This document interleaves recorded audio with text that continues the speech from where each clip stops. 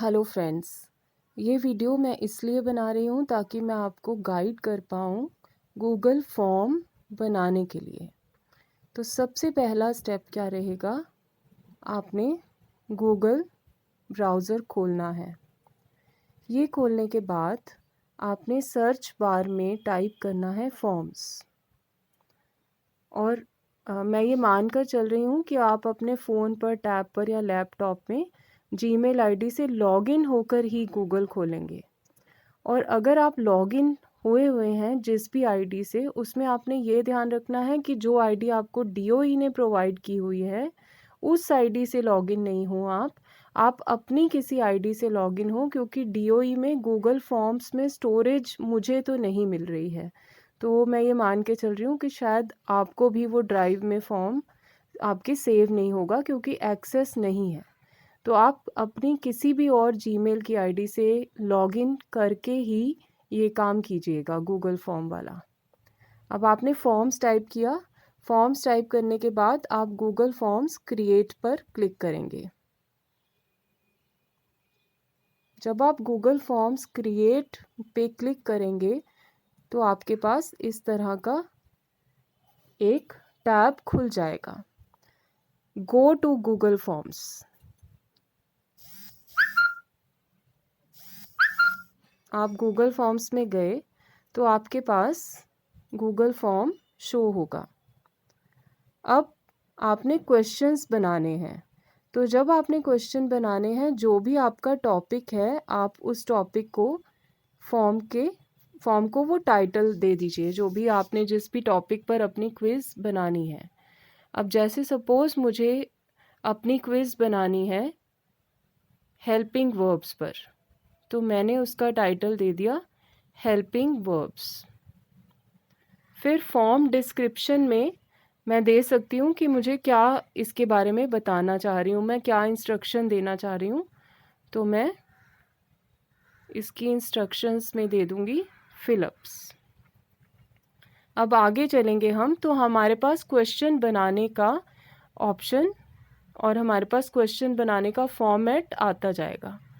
जैसे कि first question है अनटाइटल्ड क्वेश्चन, तो यहाँ पर आपने अपना क्वेश्चन लिखना है।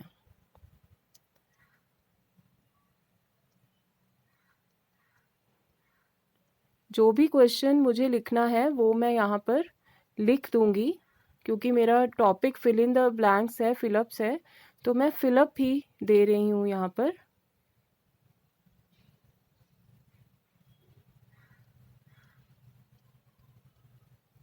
देखिए ऐसे। अब उसके बाद मेरी चॉइस है, मैं इसे बच्चों से आंसर भी मांग सकती हूँ, बच्चों को चॉइसेस भी दे सकती हूँ।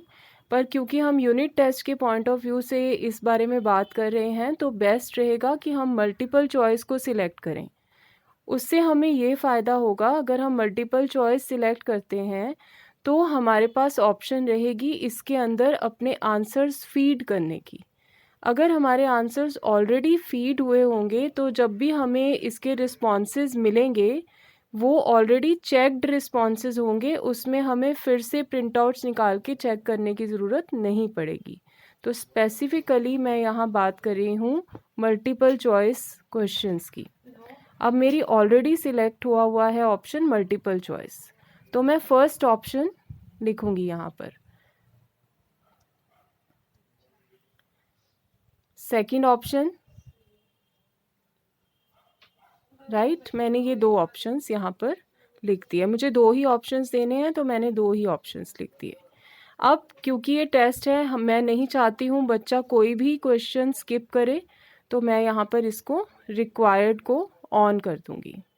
ये करने के बाद मैं आगे बढ़ूँगी। नेक्स्ट क्वेश्चन अगर मुझे ऐड करना है तो आप देख सकते हो इसी स्क्रीन पर लेफ़्ट साइड पर, बॉटम लेफ़्ट साइड पर एक प्लस का साइन आ रहा है। जब मैं प्लस साइन पर क्लिक करती हूँ तो मेरे पास सेकंड क्वेश्चन डालने की ऑप्शन आ जाती है। मैं सेकंड क्वेश्चन डाल सकती हूँ और सेम तरीके से मल्टीपल चॉइस उसमें भी मैं दे सकती हूँ। तो ये किया। उसके बाद हम आ जाते हैं कि हम इसे क्विज़ में कैसे कन्वर्ट करेंगे। तो अब क्विज़ में कन्वर्ट करने के लिए हम जाएंगे सेटिंग्स में। उसके लिए आप देखो ऊपर राइट साइड पर देखो 3 डॉट्स लगे हुए हैं वर्टिकली, आप उस पर क्लिक कीजिए। सेकंड ऑप्शन है सेटिंग्स, सेटिंग में जाइए। सेटिंग में जाने के बाद फर्स्ट देख लेते हैं हम टैब। फर्स्ट टैब है जनरल। क्या क्या दिख रहा है नीचे हमें? Collect email addresses. तो अगर हम कलेक्ट ईमेल एड्रेसेस को टिक कर देते हैं तो ये फॉर्म आगे नहीं जाएगा बच्चे की ईमेल एड्रेस लिए बिना, ये सबमिट नहीं होगा। तो अभी हमने जैसे बात की थी, प्रॉब्लम ये आ रही थी कि बहुत सारे बच्चों के पास जीमेल आईडी नहीं होती है, तो हम इसको टिक नहीं करते, इसे हम ऐसे ही छोड़ देते हैं। फिर लिमिट टू 1 रिस्पॉन्स, अगर हमको ये चाहिए और अगर हमने साइन इन से इसको करना है तो हम इसे टिक कर सकते हैं। इसके हिसाब से अगर हम इसे टिक कर देंगे तो बच्चों के पास जीमेल आईडी होनी चाहिए, तो हम इसको भी टिक नहीं करेंगे। Respondents can edit after submit see summary charts and text responses, ये हमारी चॉइस है, हम इसे देना चाहते हैं या नहीं देना चाहते हैं। तो एडिट आफ्टर सबमिट दे देना चाहिए क्योंकि टेस्ट है, बच्चे रिवाइज करते टाइम उसे चेंज भी करना चाहेंगे अपने आंसर को। फिर आ जाते हैं प्रेजेंटेशन पर।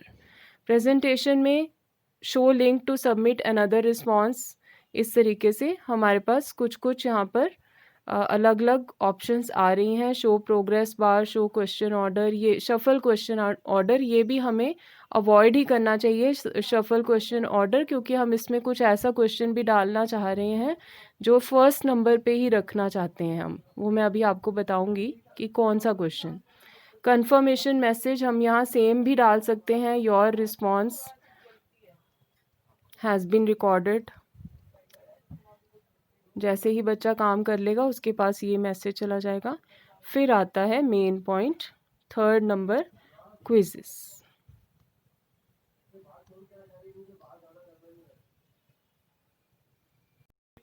जैसे ही हम क्विज़ेस पर क्लिक करते हैं तो हमारे पास फर्स्ट ऑप्शन आ जाती है मेक दिस अ क्विज, उसे हम हाईलाइट कर देंगे। ये देखिए इसके नीचे क्या लिखा हुआ है, assign point values two questions. आप क्वेश्चंस को पॉइंट वैल्यू डाल सकते हो, दे सकते हो, और अलाउ ऑटो मार्किंग। ऑटोमेटिकली आपका जो ये शीट है चेक होकर ही मिलेगा रिजल्ट के साथ। Release mark immediately after each submission, इसे हम हाईलाइट नहीं करेंगे, हम इसको later after manual review select कर लेंगे, क्योंकि ये टेस्ट है तो हम इमीडिएटली बच्चों को मार्क्स नहीं बताना चाहते हैं। उसके बाद बाकी सारे ऑप्शंस को हम टिक ही रहने देंगे। फिर इसे हम सेव कर देंगे। अब जब हमने इसे सेव किया तो यहाँ पर ईमेल एड्रेस और उस पर स्टार क्यों आ रहा है? क्योंकि हमने वहाँ पर सबमिट मोर देन 1 रिस्पॉन्स को सिलेक्ट कर लिया था।